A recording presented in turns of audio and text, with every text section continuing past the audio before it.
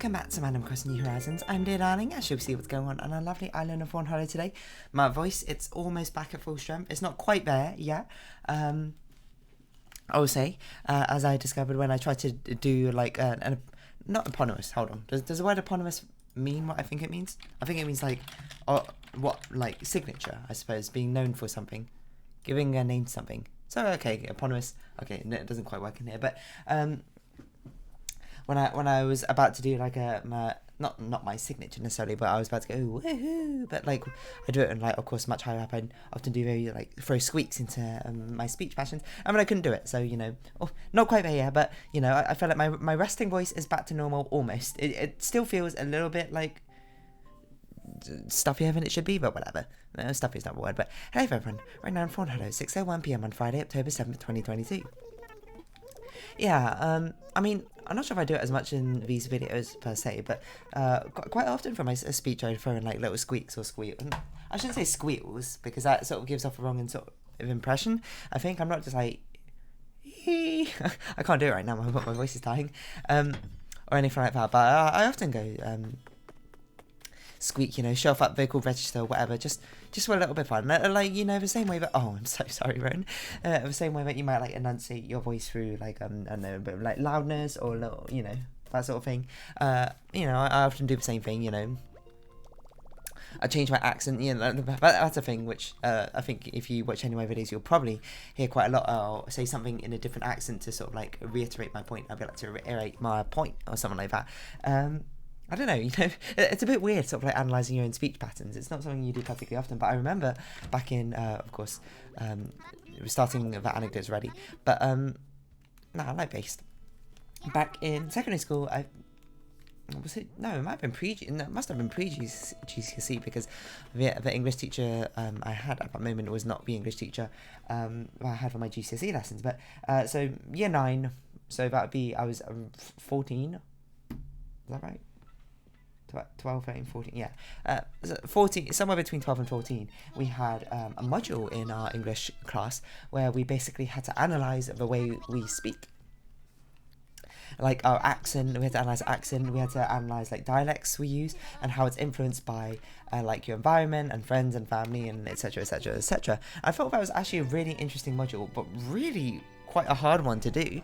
Like I remember one part we had to do was basically sit down and it was like, what words do you only say within your family? I'm like, I don't know. I mean, I guess like the entirety of it, well, okay, not the entirety of Chinese language, I'm not that good. But a lot of Chinese words I use, I guess.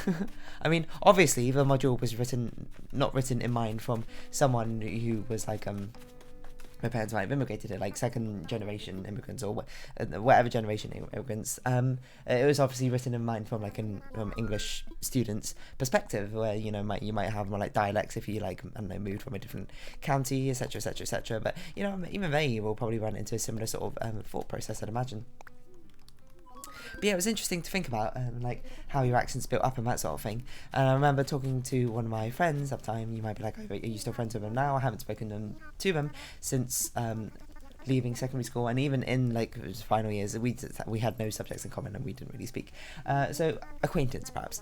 It was the fact that he commented on the fact that I had still quite a British accent, despite the fact, you know, obviously I'm Chinese or whatever, and you know my parents have Chinese accents and that sort of thing. And I feel like I talk about my accent all the time. I attributed it a lot to the fact that I consumed a lot of media growing up and stolen like my accent from, you know, just like people I've seen in the media, friends and friends and like other people I've met. And that sort of thing, you know, and that's why I said like my accent. Sometimes you discover that my accent has a random like word thrown in there. Like I have probably somewhere between an Austrian accent and a received pronunciation accent.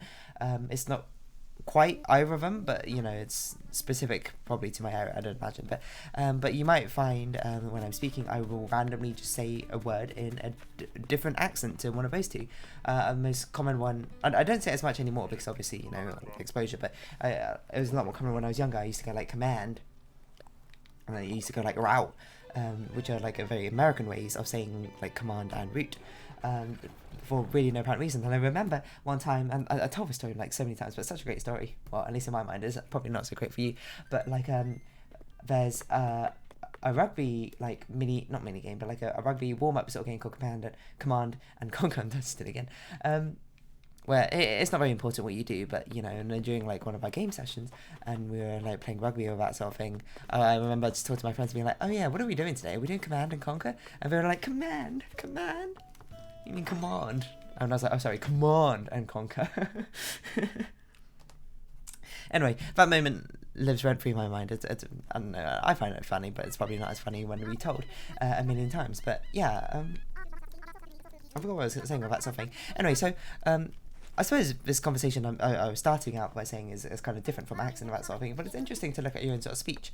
And one thing I certainly find myself doing a lot more often nowadays is doing this, well, that's another thing, but more often nowadays is, of course, these inflections I put in to emphasise pitch, which, you know, certainly which I think is the most notable thing, which sounds different when I had a sore throat.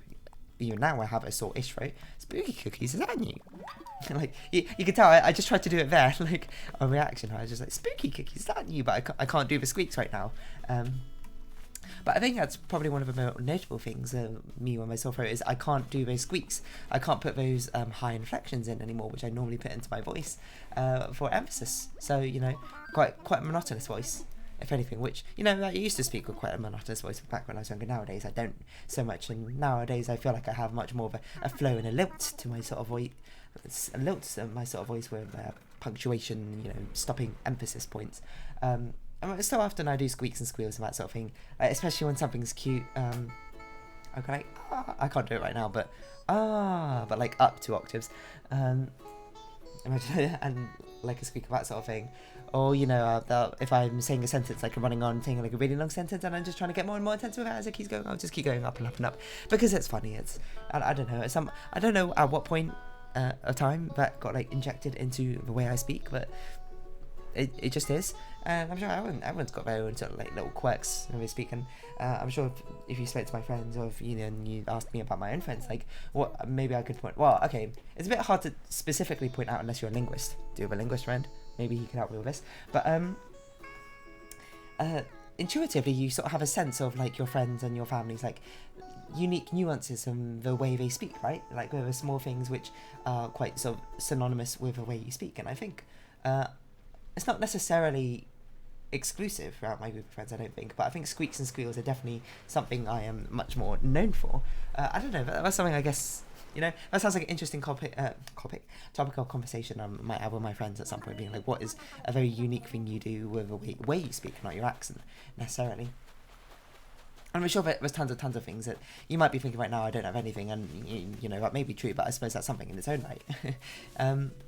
There are certain quirks, you know, and the things which are analysed, right, by people. Like, I'm even imagining some of my other friends and just trying to picture, like, or not picture, like, see, you can say I could picture things, but I can't say I listen things. That doesn't make sense, does it? I guess it'd be like I don't know what the audio equivalent of that would be, but, you know, whatever it is, that.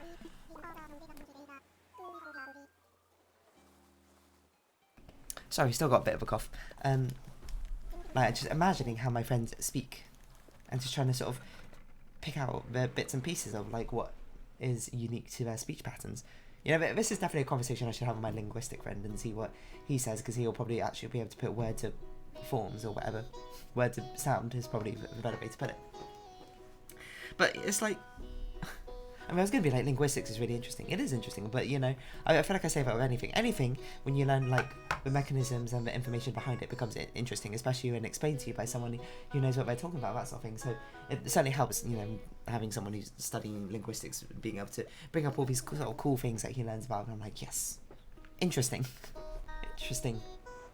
Two-Step Island, anyone? I don't really watch their videos, but one of my friends, like, copies that thing all the time. But yeah, it's always interesting to think about the sort of nuances in your voice, which are not necessarily directed to accent. You can also think about the way you phrase things, what's particularly unique to the way you speak. I don't know, like, I mean, since I have so many videos uploaded of me literally just speaking, some very determined person who's if they're incredibly determined to understand how I specifically speak linguistically, could probably do like an analysis, you know, run it through like a transcript service or whatever. I mean, you know, like this is what my friend did, like for his research or whatever, you know, run it through a different program and then transcript and breaks it up, understands it, and then like it writes down exactly like the pitch and the change in the pitch over each like syllable and or morphemes. I can't remember the words, I'm gonna be perfectly honest. You can do that and you can analyze and statistically analyze the way I speak. And even weird is the fact that nowadays, because you know, like it's not deep fake for audio, I don't think, but maybe it is or whatever, but these like AI simulation technologies where you can just feed in like this training set of data of like someone just like speaking like certain sentences, and very, very quickly AI can figure out exactly, I shouldn't say figure out, because that's sort of like making it feel like AI is thinking. It's not really thinking, it's just like because of neural networks, it's like patterns become more set in stone with the way it's created. It can sort of like recreate your voice and your manner of speaking and the way you do things, and even it's crazy to think about. You know, I'm gonna make a prediction now, because you know, people always like to predict what the big scare is of the time. You know, like with the advent of technology and the advent of changing times, like obviously, I mean, it's a bit of a dark topic, I suppose, so I won't talk about it too much, but you know, dangerous attacks, I suppose, certainly something which pervaded a lot of earlier like 2000s, that sort of thing. And nowadays I think what people are more concerned, but basically the big scare of our time right now is privacy. But things like basically the information that you keep secret is not necessarily secret. Information is very easily found out, sought and shared and even bought, which is like, it's weird, it's a commodity rather than necessarily just a private thing that you have. But I think like what the next stage of that is going to be is like not even just like your privacy, like your ideas and your thoughts are no longer secret, but like the idea of deepfake and manipulation and falsifying information. I think that's probably going to be the next like big scare. Anyway, sorry, that's a bit of a dark topic. It's a bit sort of a Black Mirror-esque topic to talk about, but yeah, you know, just like how people get scared of certain things, you know, and worries of a time. I think that's certainly going to be the next big worry of a time, is the advent of this deepfake technology. And I suppose it's only going to... I think we're starting to see this sort of advent of like the misinformation sort of scare, you know, how quickly false information can spread and how quickly people just readily accept it, myself included, probably, you know. And I think, you know, it's a sign of hubris to think you're above, you know, things which are quite pervasive in, you know, all human psychology. Like, I'm sure there's so many things I probably read on the internet just taken like as literal fact, when really it's completely misrepresentative or it's completely false or whatever. And you know, that's coming from me, who even tries to like keep an air of like skepticism and fact checking sort of style about me. Obviously not huge amounts, like I'm not like Kurt Scott or something or anything like that, but there's a lot of information I just take at face value, right? That's scary to think about. And with the advent of like falsifying like identities, being certain, not identities, but falsifying images of people and that sort of thing, like through deepfakes and through falsified voices, it's going to be, as soon as that technology gets really, really good, that's so scary.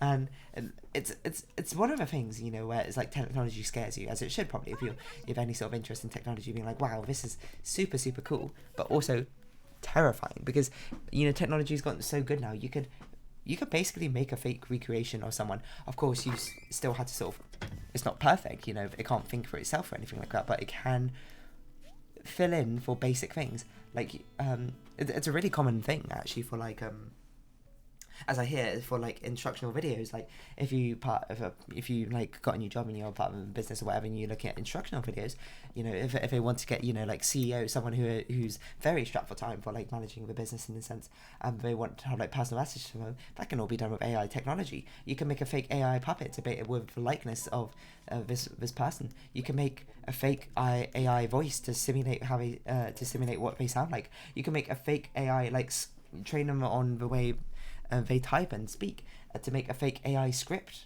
So this entire person's created fake, and I'm not going to say it's indistinguishable, because I think certainly if you've seen them, if you came in with an air of skepticism in the first place, you might be like, this doesn't seem right, and there certainly probably are things which you can pick up on, but if you don't go in with that sort of preset mindset, I think it's very easy to sort of just skip over and be like, yep, that's just like a completely human person, you know? Wow, this conversation has taken like a real sort of like twist, hasn't it? From just casually talking about like squeaking and like normal speech patterns. Excuse me.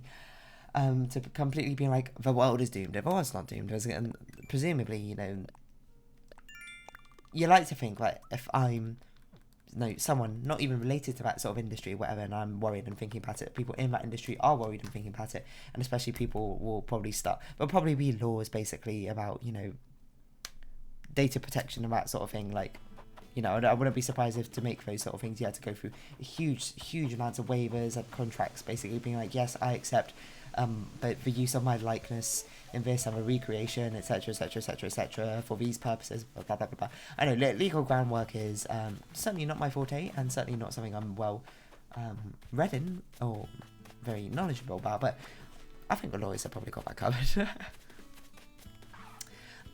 Yeah, so it's just weird, but yeah, especially because now I think about it, I saw a video from Achievement Hunter, Rooster Teeth, I forget which branch is which, but it's on like a podcast show that they had, which is kind of like Good Mythical Morning, is probably how to describe it, but it's called like Ready Set Show, where they just do weird stuff. And one of them was they use like a free app or whatever, maybe it wasn't free, I can't remember, to basically recreate their voice, like using AI or whatever. They've like read out a load of like sample sentences, and the AI could just read out passages of text with a reasonable likeness to their voice. That's crazy. AI technology, man. And AI technology, I mean, it's a very sort of misleading term in the first place. Like, people like to use it as sort of like a buzzword nowadays, right? But being like, AI technology, where computers got a brain, and really the situation is somehow both more complicated and more simplified than that. And I'm saying this as someone who doesn't really have any like experience in that field, so, you know, make of that what you will. But like in neural networks and things, it's not like the computer's actually like legit thinking or anything. It's sort of just like I don't know, there's a good CGP Grey video about it, where it's basically like the computer's just sort of guessing, and then the ones which are guessing better are kept. And then you keep iterating on that until the guessing becomes basically indistinguishable from actual thinking and decision making. That's basically how I've understood it. Might be a faulty premise. It's all built on my understanding, of course, but who knows?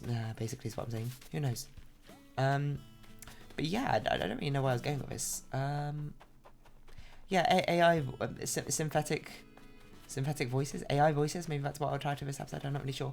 But I remember, because like there's AI Dungeon was a thing, it was really popular a while back, and then it just like absolutely imploded because of like monetization or something, I don't know, it was horribly mismanaged. But it used a language processing like training network, I can't remember, like GLPT3, I forget how the acronym goes. Excuse me, and it basically used that to create stories. So like it took huge swaths of data from like literature or whatever, and from the internet, and then basically could write kind of a comprehensive story. Sometimes it would be a bit like off the wall, and a quirk of AI Dungeon is it got very lewd very quickly, from what I recall. It was very lewd and very like violent very quickly, but it's there as like a sort of premise, being like, wow, you can have like AI related video games, you know, like the MUDs of the olden days.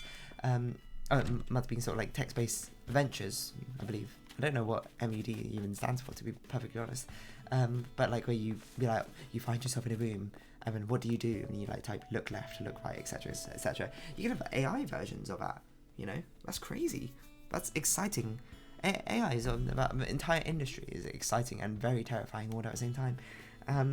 But oh well, I'm not an expert in that sort of thing. Maybe one of you who's watching this is a complete AI expert, and if that do be the case, and do feel free to enlighten me and others in the comments. You know, I always invite that. If you know what you're talking about, you know, go ahead and comment.